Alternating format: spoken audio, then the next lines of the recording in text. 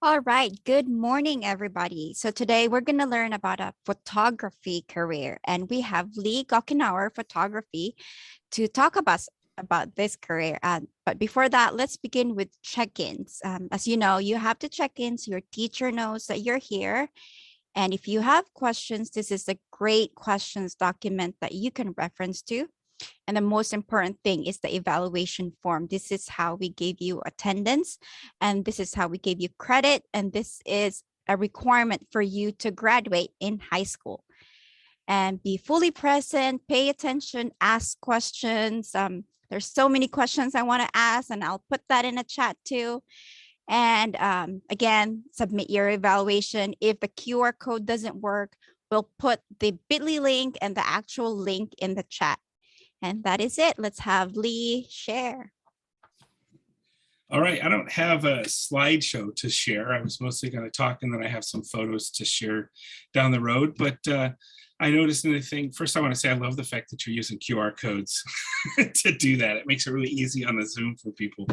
But about me, I grew up in Newburgh, so I'm local to the area. And I joined the Army in 1988 and served 22 years. Bouncing around in the service. And when I got out, I tried my hand for about 5 years in the technical world, being an IT guy and that, and just never really felt it. And I'd always I'd had a passion of photography since I was a teenager, and I decided to give a go and do that. So I bought some extra gear and then bought some more extra gear and then some more, because it's always about buying the fun toys, and decided to become a professional photographer. And when you do that, it can get really overwhelming at first, because just like a lot of careers, there's a lot of choices. There's a lot of things. You can be a senior portrait photographer, a wedding photographer, a family. There's so many options, and we want to try it all. And after several years, I decided I prefer headshots and commercial photography, like you can kind of see in my virtual background. So I guess you could say my specialty on that is I help other small businesses, medium-sized businesses look better digitally, which is so important these days. I can help them do that through headshots and branding photos and just things in general that help the public see what they do or what they make online. And today that's called commercial and branding photography. I have to keep bouncing back to my reference sheet. Sorry, because I think I get confused and overwhelmed. And what was the next thing on there? I accidentally closed it. There we go. Apologize, guys. I'm not used to giving hour-long lectures. So I have a question while you're Absolutely looking. What is your first camera when you started? Okay, so let's crank back the Wayback Time Machine, right? Pre-digital. I actually remember it was a Ricoh. It was called a Ricoh 407, and it was a film 35 millimeter camera. So back to you'd have to actually change the settings, take the picture, hope it came out, go get it developed or develop yourself, and then see the final results. So that was my first camera. I bought it in Germany at a base, and that's what started it. Absolutely. And that camera still exists today, by the way. I can't get film for it, but the camera itself still exists. And my first digital camera would have been a Sony, and it was when digital was still first kind of coming out. So it wasn't what I would call a professional grade camera. It was more of a hobby camera for that. So, with that, becoming a photographer, my day-to-day stuff, I specialize in headshots. So things to look for day-to-day is you spend a lot of time networking. You spend a lot of time in front of other businesses, teaching them what you do, right? Getting them familiar with how you can help them. And I would say that's 25% of my week is networking. That means a lot of Zoom these days, right? There's not a lot of in-person. You have to get yourself out there. Education and stuff like that, that's Required is up to you. You can go to an actual photography school. There's some amazing ones. I did it on my own. I started teaching photography, or started learning photography through other photographers, online courses I could buy. And then that's continued. You always, because the cameras are always changing, the styles are always changing. So the education is definitely continuous. I see that Alexis asked, sorry, I just noticed there's chat. And do you have a certain degree or something to be a professional photographer? So no, no, you don't. There's certain qualifications you can be in the Professional Photographers Association. So most of it is associations, not specifically degrees. If you do get a degree, a lot of people would say go get creative arts and that kind of thing. After being in business for a while, I would totally disagree with that. I would say no, but if you're going to do this professionally, go get a business degree. That's the thing I wish I would have studied. I can take photos all day long. My problem comes with the business side of it. I know nothing about business. So if this is something you're looking at doing, that's what you need to study. The photography side, you're going to learn your style, you're going to learn what you love, but you've got to learn that business piece of it, or it's going to be a struggle every step, trust me. When you started editing, or just hope for the best? I started with photo editing. I actually, before I became a photographer, I worked in the IT career, and one of my jobs was with Auto Trader magazine. And so I got personal instruction on Photoshop from some real masters that used it every day. And so I was able to start editing right away. Now, with that said, my editing has definitely improved. It's a continuous thing of learning and style, because what was popular 8 years ago when I started, that style of editing isn't popular today. So just like fashion, it changes constantly what people want to see in that final product. Ooh, what a question is that? The first picture I ever took. I could probably, if I think about it, remember that, because when I bought my cameras in Germany, I did it because I was stationed in Germany, and why would I not want a camera to take pictures of such a beautiful country? So my first picture that I probably still have today that I took was of a castle called Coburg in Germany. And my wife and I, we went there at the time, and we toured it and stayed the night there, and I took hundreds of pictures of that castle, and they're still in a book today. So let's see here. It's first steps. How much money does photography provide at entry level and over time? Well, just like a lot of things, not a lot, right? It depends on what you get into and what you're doing and how much you put into it. It's definitely at times can be a feast or famine career. So prepare yourself for that. Learn how to save money and not spend everything you have month to month, because you're going to have some months that are really good and some months that are just okay. But it really depends on you. But it's definitely not lawyer and doctor type money, okay? But it's rewarding. If you're into being creative and doing your thing at your pace, it can be a whole bunch of money, or it can be enough money. In my experience, Catherine asks, is it more common to be a freelance photographer or to work with a company? In my experience, it's more common to be a freelance photographer and be contracted with companies. So a company might want you to work for them, but you're not going to work for them. They're going to hire your company to contract with theirs. Unless you find a company that has photographers, and they do exist, but for me, I prefer my own business, which means I pay my own taxes and all that. Again, I wish I'd done business school. I'm going to push that on you guys today more than anything, because that's the biggest lesson I've learned is learn business to be a photographer. Learn public speaking. You've got to learn and be able to talk in front of a group of people, because networking is key. It's crucial. Everything is digital these days. Learn how to make videos to promote yourself. So, sorry, I'm trying to keep up with the questions. This is awesome. Have you ever had a difficult client that made you think this is a yeah, weekly. No, not weekly, monthly. So, but you do not all of them are the negative client, right? It depends on the perspective. Some people are very particular, very self-conscious of the way they look. And so when you're taking their photo, and that, I guess that leads me into something else I was going to talk about. There's a lot of psychology behind photography, portrait photography. You have to learn to make somebody comfortable in front of you and your camera within a certain amount of time so you can get their natural look. And some people, this is where I'm going to circle back to the difficult that make you rethink it. Some people, that's a very difficult task. They're going to want to re-edit and re-edit and re-edit because there might not be anything wrong with your photography, and that's a hard thing to remember. It's just them and they're trying to get it right.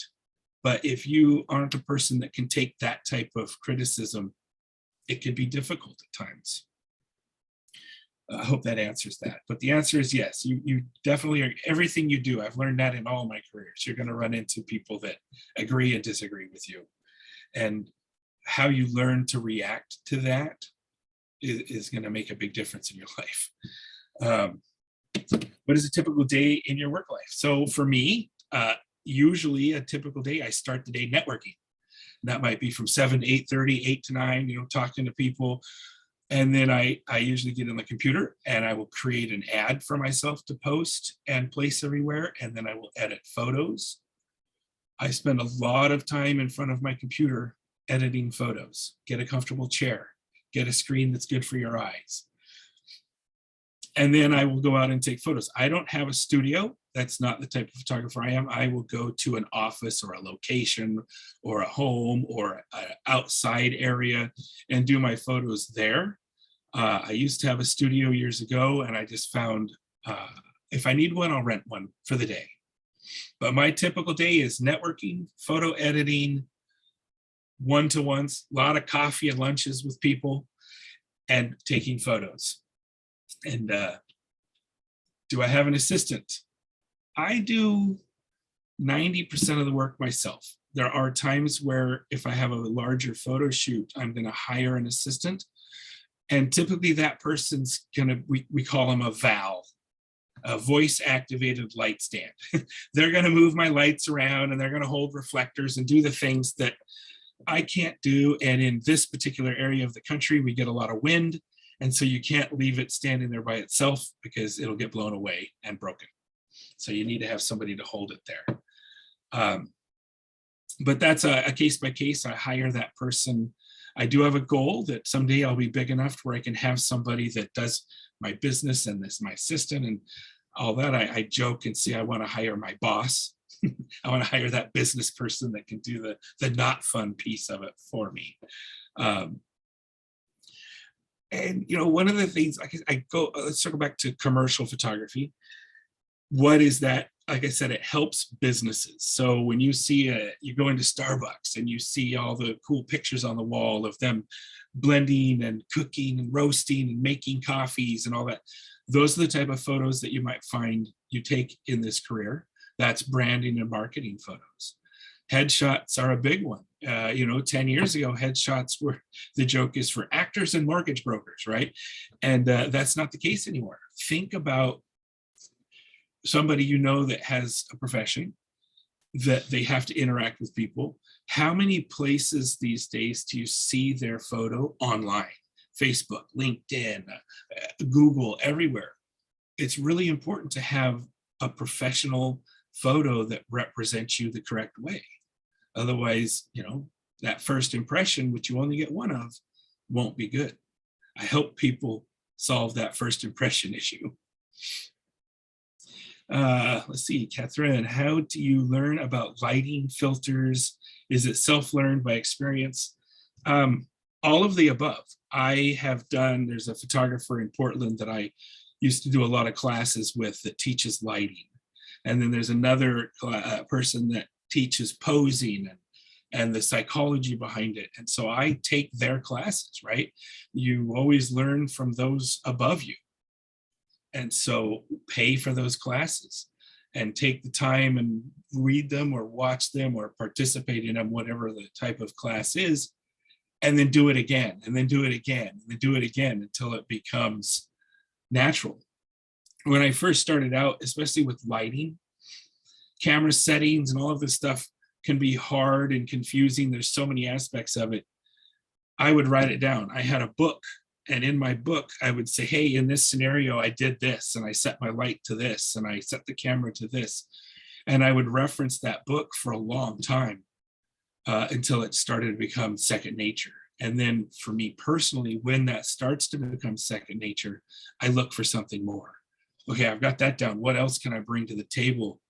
In the old days, the old times, it was all about if you could get it exposed correctly and take the picture, that was enough.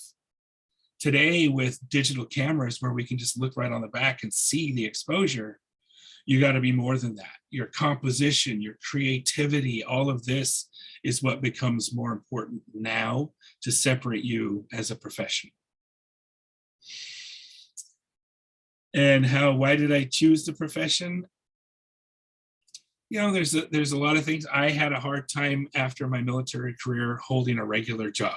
I just didn't enjoy it. It didn't feel right to me. I was never happy working. So one day I decided, okay, I like pictures. I'm going to try this. So that's how I started. I'd always loved it as a passion. And I thought, you hear that thing, if you do what you love, you'll never work a day in your life. Although that's not true, that was my inspiration for it. You still have to work, but you just enjoy the work. So Alexis asks, I mentioned photography schools, and if there's some I recommend. Locally, PCC, believe it or not, actually has a couple really good photography courses. For just, if you don't want to go to a whole art school, it's going to be more cost effective. I know the person that teaches at Mount Hood Community College, and he's who I took all my lighting courses from. He does private classes as well, but I can't remember the name of the big one. It's in California somewhere. I have a friend of mine that went to there in 1975. And that seems to be one of the only ones left in the country that is specific to photography. But all of your colleges have courses. So find an instructor in one of those courses that you vibe with, because with this type of thing, you've really got to feel them, like their style of photography matches what you want to do. But the fundamentals of it, my personal recommendation, I would never shoot down college or anything like that, but do that with the business side of the career. With the photography side of the career, hire somebody to teach you one-on-one the fundamentals of photography. Composition, what the settings are on the camera, how those settings interact with other settings on the camera, and then go out and take a bunch of pictures. That's the beauty of digital photography today. Once you own the equipment, it doesn't cost you to use it. So go out there, take a bunch of pictures with your friends. I used to do these little things where I call cow safari. So today we're going to go drive through Yam Hill and we're going to find cows and we're going to take the best picture of a cow we can find, and just task your brain and find what you love and find your style. That's my personal advice. Do I have to prepare anything to get into this field? I apologize if to me, like going out to actually shoot or in this career field, I don't understand. If it's in the career field, learn to network. My specific photography field is business photography. Learn to network, learn to interact with people, and learn to listen to people. Listen to what they're telling you they need, and then respond to it. If you're talking about going out in the field and doing the job, it's charging batteries, making sure your lenses are clean. I do that all the night before. And that way, when I go, everything's ready and I know it's ready to go. I have a checklist. I'm an Army guy. I have a checklist. So, provide the opportunity to balance time from work and family. Yes, that is one of the biggest things I love about this. The time is yours. So I'm not going to lie when I say right now, a busy week for me is I work 4 days a week for about half the day out. The rest of it is at home in front of the computer where I can spend time with my girlfriend or my cat or my Xbox, and all of those fun distractions, right? So again, it's on you. With what I do, I work for myself. I work as hard and long of a day as I choose to, or if I need to pay bills, as they choose to. But yeah, it's very easy to do work-life balance. Sorry if I miss any questions. What are the best skills and personal qualities needed for this job? Well, creativity is something for sure, but we all have our own creativity. So I would say a skill is to learn what your creativity is and then be able to express that. Another skill is verbal. Learn to talk. If you aren't good at talking in front of crowds, take some courses. I've taken 3 on how to speak, because you're going to have to articulate, you're going to have to tell other businesses why they need to hire you. And they might not believe you at first. So you're going to have to, through repetition and instruction and stories, you're going to have to convince them that they need to work with you. And that's all about communication, right? Communication is the biggest skill I think I would have to learn. Second to that, and it's still kind of in the communication world, but learning to read a person, see their moods, see if they're nervous, all of that kind of stuff, and have a conversation with them, not about the camera. You want to make the camera not in front of them, right? Have them ignore it, and that gets them to relax so their photo doesn't, right? Nobody wants that headshot. So that's communication, and then the ability to read people and get them to relax in front of you. One of the techniques I learned and I use for this is, even if you're not going to shoot with a tripod, have a tripod there. So when you're talking to them, you're not always behind the camera. You can put the camera on a tripod, step away from it, have a conversation with them, and make them ignore the camera.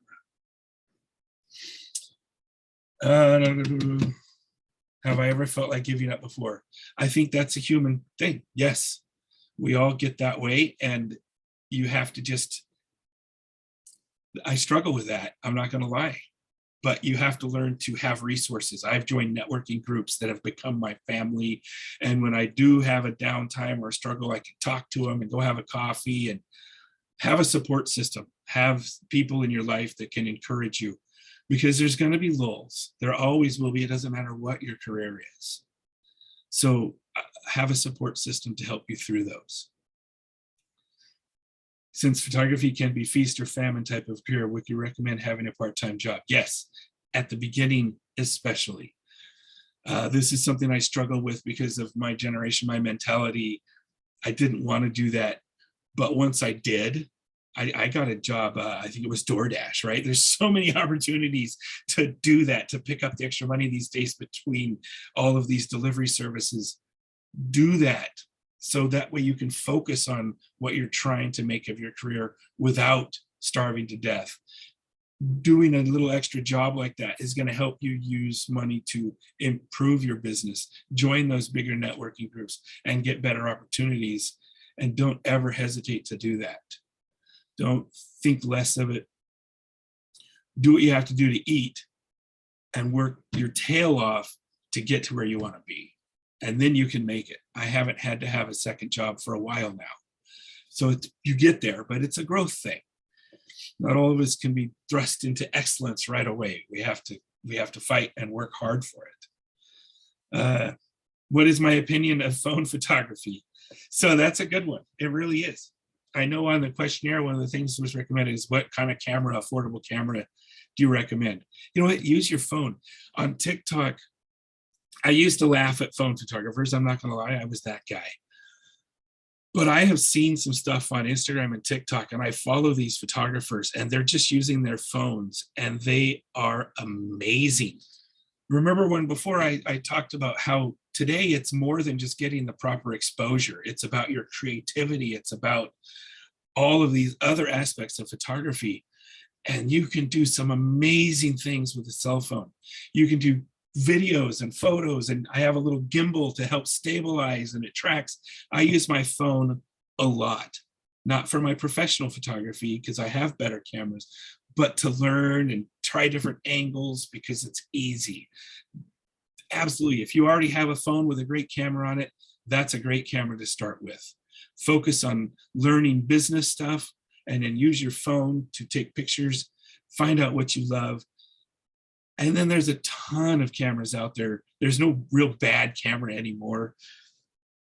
Find one you can afford when you're ready to move up and then start using it. I'm losing my voice. I have to take a drink. Sorry. I listened to a podcast years ago, and the photographer on there talked about, he was asked a question, what's the best camera in the world? And his answer really resonated with me. His answer is, the best camera in the world is the one you have at the time you need it. So don't think about what camera you want. Think about what you have and then use that to the best of it and your ability. At some point in time, you're going to outgrow it. But don't ever buy it because it's something you want or it's new. Unless you can afford it, then that's fun. But don't struggle to do so. Wait till you outgrow the potential of what you already have and then get a new one. Because there's cameras come out constantly and you'll go broke. The humor in photography, we call it gas. That photographer has gas. It's gear acquisition syndrome. It's not what you thought it was. All right, phone, let's see, what did you put in? Is phone photography a good start to understand camera settings? Yes. Now, with that said, since I'm going to go a little further, you can get apps, and the really good ones cost about $4 or $5. They let you manually control the camera on your phone. So that helps you then understand the settings of the phone, the exposure triangle, right? Shutter speed, ISO, all that. It helps you understand what that is and how they work with each other. Absolutely, you can do that on a phone. Just take it off of auto. Get an app that lets you do manual. And you'll learn a lot more. Software do I use? Is there any free software? So there's the software I use costs monthly. I use Adobe Photoshop, and then I don't use Lightroom. I use a different one called Capture One. Those are both $10 a month. There are tons of free software out there to start with, though. I can't think of the one right off the top of my head, but if you go to the App Store or Google it, you will find that one that works for you. There's even a Photoshop. It's an open source that a lot of people use, and I can't, I'm having a brain fart. I can't think of the name of it right now. But if you Google it, it'll come up. It's literally just as powerful as Photoshop. It's just not a common market thing, so it doesn't get the traction, but it's free. So the answer to that question, yes. Are there any photography competitions to, yeah, thousands of them. I won Microsoft Photo of the Year in 2014, I think it was, from a landscape photo I did. But scrolling through Facebook and Instagram and Google, there are hundreds of photography, thousands of photography contests, down to very specific things if you want to see how you hold up. Podcasts that you can send your photo to and get them critiqued by professionals that would say, hey, yeah, try this, or this is gorgeous, you know, can I hire you, right? There's tons of opportunity to get your work seen and judged because that helps you grow, right? Do I prefer film or digital? I am 100% digital. I was very happy the day I was able to leave film behind, and I've never looked back. I know that's an artistic choice, and I don't judge people who want to still use film. Me personally, I'm 100% digital. I love raw photos. If that means, you know, there's JPEG and then RAW. If you don't know, RAW is very much more malleable. You can edit it a lot stronger. And I just prefer that. Am I Canon or Nikon? Well, you forgot the new leader in that question, because nor Canon or a Nikon are the leaders any longer. It's Sony. So for years, I was a Canon shooter for about 18 years. I had several variations of Canon camera. And a couple of years ago, I needed to switch.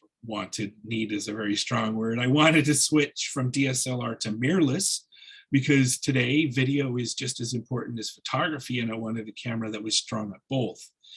And so I switched to Sony, because at the time, Canon and Nikon did not have anything that could compete. they do now. I have a friend that has the new Canon mirrorless, and I got a friend that's got the new $6,000 Nikon, and they're amazing. But I switched to Sony, and I can't keep switching back. The cameras aren't super expensive. It's the lenses that get you switching back and forth. So to answer your question, I'm a Sony shooter these days. Since I have a Samsung, what apps would be recommended? I hate to say this, I've never had anything other than an iPhone for a smartphone, so I don't know what your options are on that. I would say get on either Reddit or a Facebook group for phone photography and ask. I don't know you, so I can't send any recommendations or do any research for you, but that's what I would recommend. Get on there and ask, because I don't know. I have an app on my phone. I'm going to cheat and look at it real quick and tell you, because I have Lightroom on my phone, so I'm sure they have that for Android. And then the camera that I use is, they changed the name of it. Snapseed is an editor that's free. I believe they have an Android version of that. And then my camera I use is from Adobe as well. It's the Lightroom actually has a camera in it that lets you shoot manual and even raw if your phone supports it. I'm sure they have Apple, Android. They have all versions for that through Adobe, I would hope. So yeah, I will get back to you on the name of that app. But otherwise I'm going to go down a rabbit hole searching for that. Are you able to type the app names you have in the chat so I can do some research? It's just Adobe Lightroom is the one that I currently use. It's the mobile version. So when you type it up in the App Store, and then there's Camera Pro. Let me type that in. It's just that Camera Pro. And that one was a little bit more expensive, but it's like a full-on camera. It does some pretty crazy stuff. You need a newer phone to use it because it takes a lot of resources. I have an iPhone, and it can run slow on that sometimes. So I'm not 100% sure if I'm going to stick to that one or not, but that's what I'm currently using for that. Future forecasts, I think I kind of touched on that a little bit. If you guys are in middle school and high school, so by the time you get to where you're doing this as a career, the separation of videographer and photographer are probably going to be way less separate. So you want to learn photo and video to be kind of future proof in this industry, as well as drone. I mean, in my day-to-day business, I might be taking camera photos, I might be taking camera movies, I might be taking gimbaled movies, and that's a video camera that's on a stabilizer, or I might be flying a drone. And all of those things are part of my business now that weren't part of my business 10 years ago. So you can kind of see it's all merging in, and you're going to have to kind of do it all. Or take the risk of losing clients because they want somebody that's a one-stop shop. You mentioned you have a photo you're going to show. I do. I have a few. Can I share? You guys gave me that. Do you travel to other places because of this profession? I do. Every once in a while, I'll get a job that is specific to a location, or they want me, and so they're willing to have me go. And I've gone to a few different places to do photos. Most of those are still local, whether it's the Oregon coast or Eastern Oregon somewhere, the gorge. Everybody loves to go down the gorge to take some photos. So let me see if I can share my capture one here. All right. Can everybody kind of see that? Perfect. So these are just some photos that I selected to kind of show off and talk about the different things that a headshot or a marketing photo can do. So like in this case for Little Big Burger down in, well, they're all over the place now. We wanted a picture that kind of showed somebody really enjoying a milkshake, right? So you've got to come up with something that shows that in a single image. And you can have a lot of fun with it. I mean, in this case, we took probably 15 or 20 different photos to pick just one. Get used to that, going through pictures, right? There's a local place down at Aranco Station that you can go in and make crafts and all that kind of stuff. It's really fun, AR workshop. And so they did a bag where you get to pick the bag and you print the stencil and do all this and you get to paint it. And they wanted to show a finished product of that. So that's another type of photo. Who can guess? And I can't see the chat now because, oh, there it is. I can click the button. Who can guess what this person does for a living? Right? I would say they're a chef. And that's one of the ideas that I do. I call this an environmental portrait or environmental headshot. And it's a single picture that portrays what they do, even maybe the genre in which they do it, right? The type of thing they do. You can't always get that with all career fields, but this one was easy. Oops, I'm typing in the chat now. Do I like sunset shots or sunrise? The answer to that is I prefer sunrise shots, but trying to get somebody out there that early in the morning is near impossible. So most of the time we do sunset. But me personally, I think the light is way more pretty from a sunrise than a sunset. Personal thing, right? Out of all the places you've gone, which has been the most interesting or consider a favorite? I don't know. In my life to do photos, Germany, absolutely, because it's just such a different culture. But local, the gorge. I love to go down the gorge and take photos. Almost all of my art that I have for sale are photos down the gorge. And if you can go in there and you get all these high rock places, all these just beautiful environments to do a portrait in, that's my most favorite. I haven't done anything super, super cool for photography, but that's my favorite. Do I ask random people to model or do you bring your own? Well, most of the time, I'm taking pictures of the client, but if they need a model for a commercial shoot, there's a lot of modeling agencies, so I will look for them if it's in the budget. If it's not in the budget, then I will find random people that may not be professional. They take a little bit more coaching, but yeah, I've been known to do that for sure. Have I? Jay said, you're killing me. That's on my bucket list. No, I have not taken any photos in Japan because I've never been to Japan, but Japan is, oh, it's so much on my bucket list. The pictures I've seen from there is such a beautiful place, such a beautiful place. So here's a photo. Local mechanic. He owns what used to be, when we took the photo, Transmissions Unlimited. Now it's Total Upgrade Automotive. Anyway, this photo, I wanted to show this photo specific because this is kind of the whole thing of what I do. When you look at this photo, it's clean. You can see his face. The headlights are on. We're obviously in a parking garage. It's very bright outside. To get this photo is 5 photos.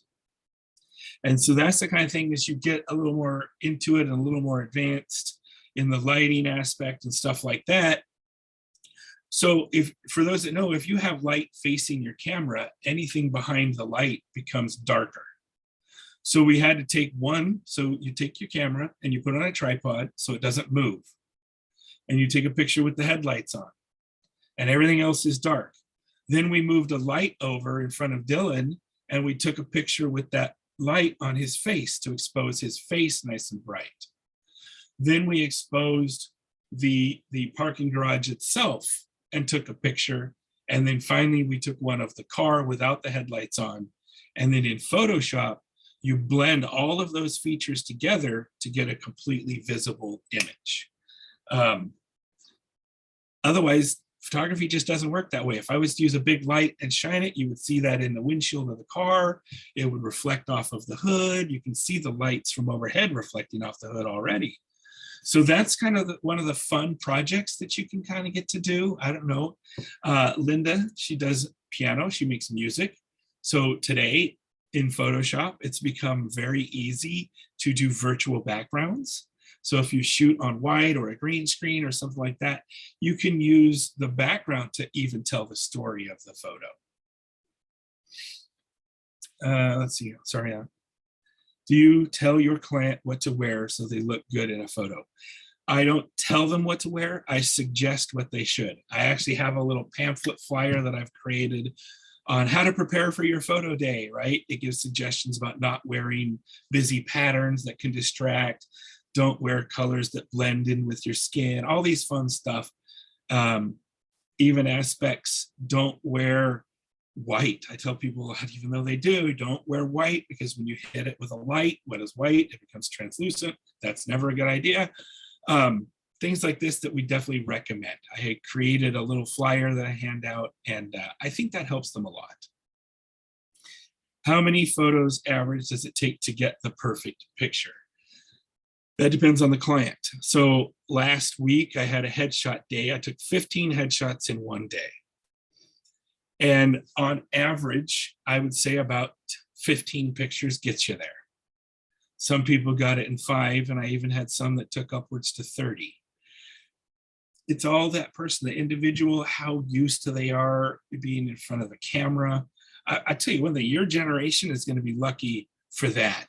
You guys are always in front of a camera. So when you become a photographer and you have your client, they're already going to be used to being in front of the camera.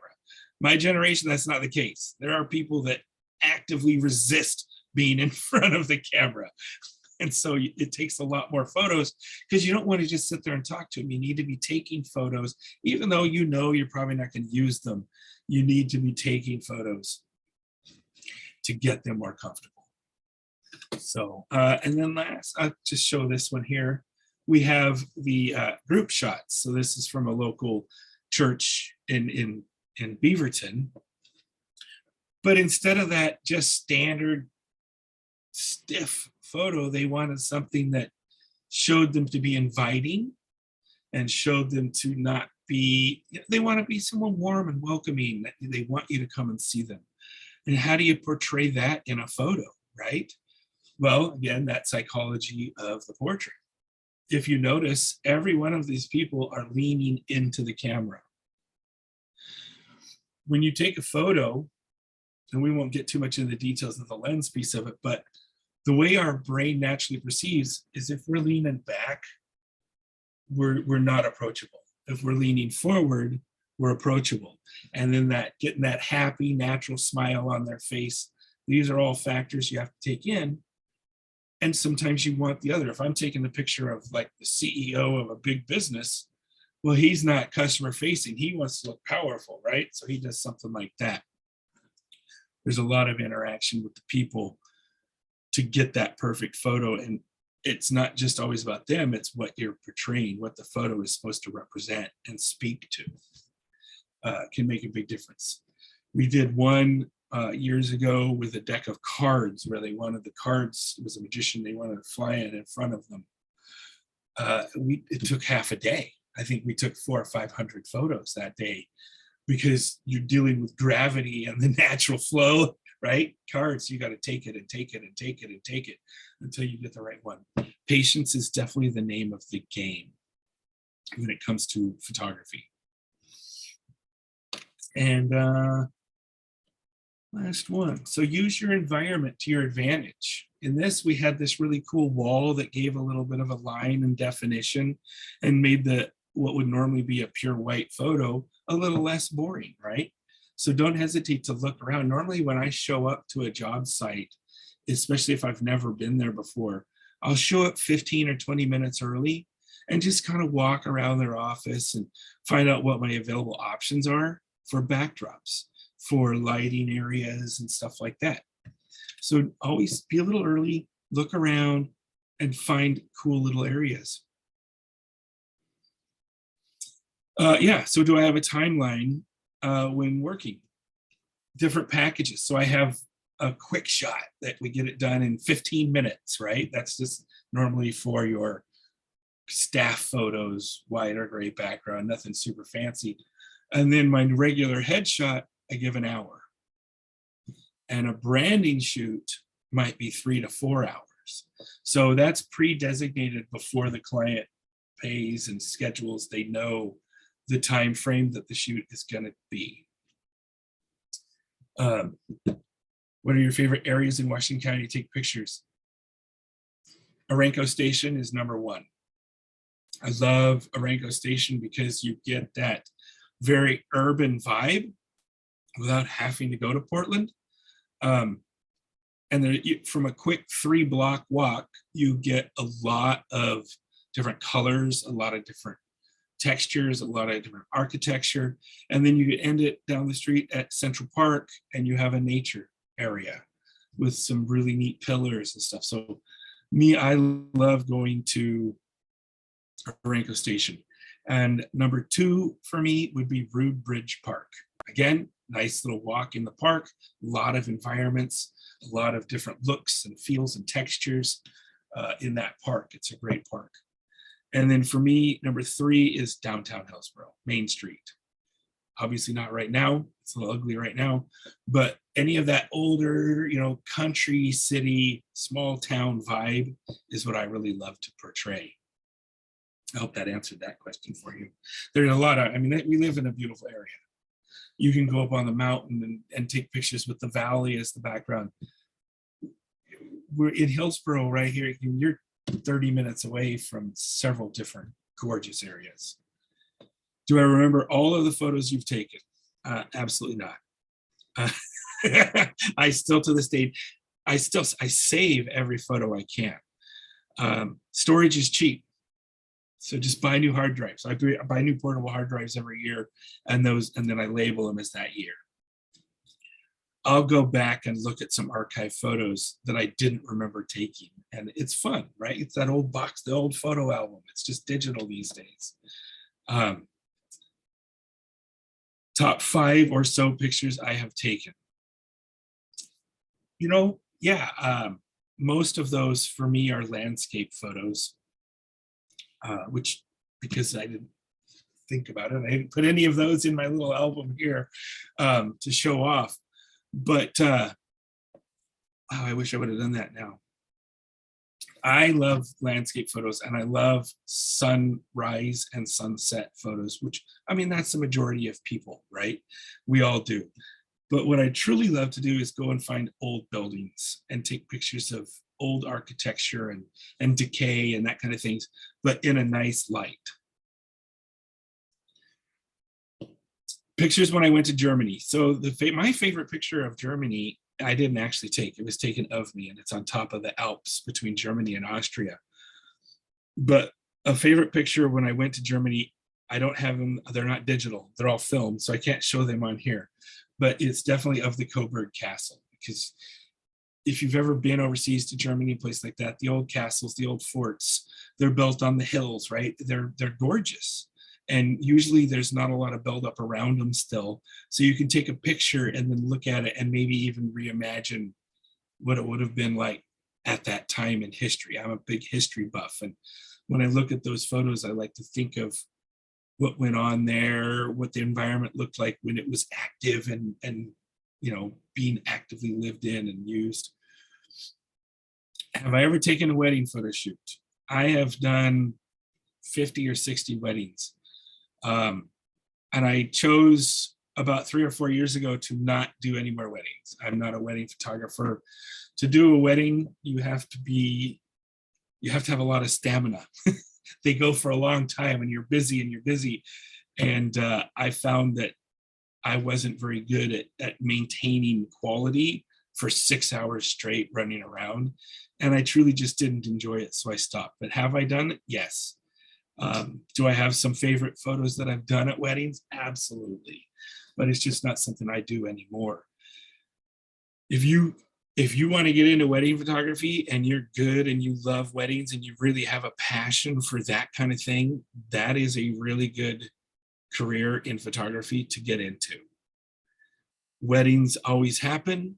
People spend a lot of money on weddings. Just be ready to work your tail off. I have a friend that's a wedding photographer, and in the summer, you can forget weekends. They don't exist in your world. because every weekend someone's getting married and you're going to be busy and busy and busy. And then you spend that week editing the photos. Can I show you the worst photo I've ever taken? No. I don't think I have the worst photo I've ever taken. I don't even know. I don't think that way. And so I don't know what the worst photo I've ever taken would be. I don't know. Yeah, that's a good question. But no, I don't have it available to show. How much does one photo shoot cost? So it varies from photographer to photographer. I learned personally, you find a price that you're comfortable asking for and can live on. So for me, a portrait like this is $300. It would take us about an hour to do it. And it takes me about 2 hours to edit it and clean it up and go through all the bad ones, get, that kind of thing. And so what I try to do when I'm thinking of pricing, because that's a tough one when it's on you, right? You don't have somebody else dictating that for you. You got to come up with your own, is I aim for $100 an hour. Because so if I look at how much prep time, the actual time to take the photos and the actual post-production and delivery and the cost of hosting sites to deliver the photos and that kind of stuff, I aim for $100 an hour, because then after taxes, all right, everybody hold on to your chair because this one's going to hurt. Because after taxes, that's about $50 an hour. You got to plan for that, right? Because you're working on your own. They're not going to take it out of the check for you. You got to do it on your own. And then do you delete photos that are not chosen by the client?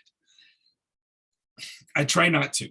I try to keep every photo, because I've actually had it where somebody came back a year later or a year and a half later and said, hey, you know what? We took about 30 photos that day. I'm kind of bored with the one I chose. Can I look through them again and pick a different one? And then I charge them a fee to edit that additional photo, typically about $50, to edit that photo and deliver it. So I keep them.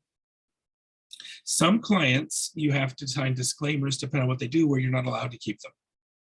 You have to delete them or turn them over, but that's pretty rare. Have you ever feel burnt out from taking photos? Yes, absolutely. Anytime you do the same thing over and over and over, certain personalities, we just get burnt out. And what I do for that is I find something new to re-inspire it. Like just 2 weeks ago, I bought a new class on new lighting techniques for headshots. So now I'm kind of reinvigorated. I'm like, oh, I like the way that works. And it kind of redoes it. But burnout is definitely a real thing, right? You got to, again, have that support system to get through that. So, yeah, I personally just find something new. When I start getting burnt out, I either pick on a new thing. Like last year, it was drone for me. I finally just bought the drone and started learning that and added that to my price packages, my business. Well, a lot of what I do is real estate photography also, take pictures of houses for sale. And that's the drone for sure. All right, did I forget anything? I kind of been off tangents and I apologize. I think that, oh, this is one more photo I was going to show. That's it, my friend Nick. This is using environment, and this again is for lighting. This is a lighting example. With those big windows in the background, if you don't use a flash, a strobe light, you are going to he's going to be dark, he's going to be black, right? But we don't want it to look like we lit him. So you got to be very self-aware of how much light you're putting on the subject, where it still looks natural from what our eyes can see that the camera can't. And so being able to have an off-camera flash that's adjustable is crucial. This is the guy that bought the stupid $6,000 camera that I'm jealous of, but he's my best friend. It also helps to have another photographer as your friend, because on those days when you do need an assistant, it's nice to have an assistant that knows what you're doing. And so you can help each other out. Do you need to do continued training and education to learn about updates? Absolutely. I am constantly buying new courses, taking new classes. There's group shoots where they demonstrate and you learn. Continued education, I think, in any career field is important. In photography, it's definitely important because not only the new technology as it comes out, I had to learn how to fly a drone. I had to learn how to take video and learn audio. Audio was way more difficult than I expected it to be. Things like that. Always continue to go with the trends and then also learn the fashion of a photo, right? What's popular today, what's popular tomorrow, because I need to learn so when it becomes popular, I'm ready to take those photos. It's constantly changing. 2 years ago, having a photo with a pure white background was all the rave. That's what everybody wanted. Nobody wants it anymore. It's all gray now. So you got to always look that up. So what is my advice to students who want to be a photographer and personal preferences? Do you prefer raw photo or Photoshop? So that one first, raw photo and Photoshop go together. Raw photo is a style. So you have raw and JPEG and TIFF. They're types of images. Formats. Raw is your digital negative. It's the cleanest. It has all of the information. And that's then you take that into Photoshop and edit it. If you have a JPEG, so do we have a quick second? This is the way I used to describe it is if you look in your environment right now and you can see a little bit of blue, a little bit of gray, some black, some white, some tan, and some green. My baby Yoda has green. When you take a picture and you change it to a JPEG, it reduces all of the information to just what you can see. And that shrinks the file size, making it fit on your hard drive easier. A raw photo keeps all of that information that your camera picked up, even if we can't see it. And that way, if I need to adjust the exposure and tweak the depth of the black and the contrast of the green, I can do that because there's more information to be pulled out. But the file size is 10 times as big. That's better to be used in Photoshop. So I always shoot raw. I never shoot JPEG personally, personal choice. My advice to becoming a photographer, start taking photos now, learn your style, learn what you love and are passionate to take pictures of, but most importantly, learn business, learn networking, and as weird as this sounds, learn to become comfortable asking for money. Not begging, but asking people to pay their bill. Because you're going to have to remind people a lot. And that's something I personally struggle with and have to work through all the time. So learn to be comfortable in knowing you deserve what you charged and feel comfortable to ask for it. And then learn business. Learn business. You can't have a photography business with just the photography. You need the business. And I didn't learn any of that because I joined the Army right after high school. So that's been my biggest struggle. If you get that at the beginning, you are going to succeed. There's a million photographers out there, but everybody loves their photo taken. And that's why there's a million photographers out there. There's a lot of people to take photos of. You're never going to be short on that for sure. So stop sharing my screen. Are there any, scroll down. And I think that answered all of those questions, unless we have any last ones. And I hope I covered everything. This was awesome. I really appreciate you guys listening to me babble for an hour. And I hope you guys got something out of it for sure. So. Yeah, I think we learned a lot of great information, especially for even if you don't want to go into photography, you want to take your own pictures during Christmas, Right? Yes. Don't hesitate to use that phone because it's a phone. It's a camera. And they're so good these days. You can do so many cool things with them. Okay, well, I'm going to go ahead and turn off the recording.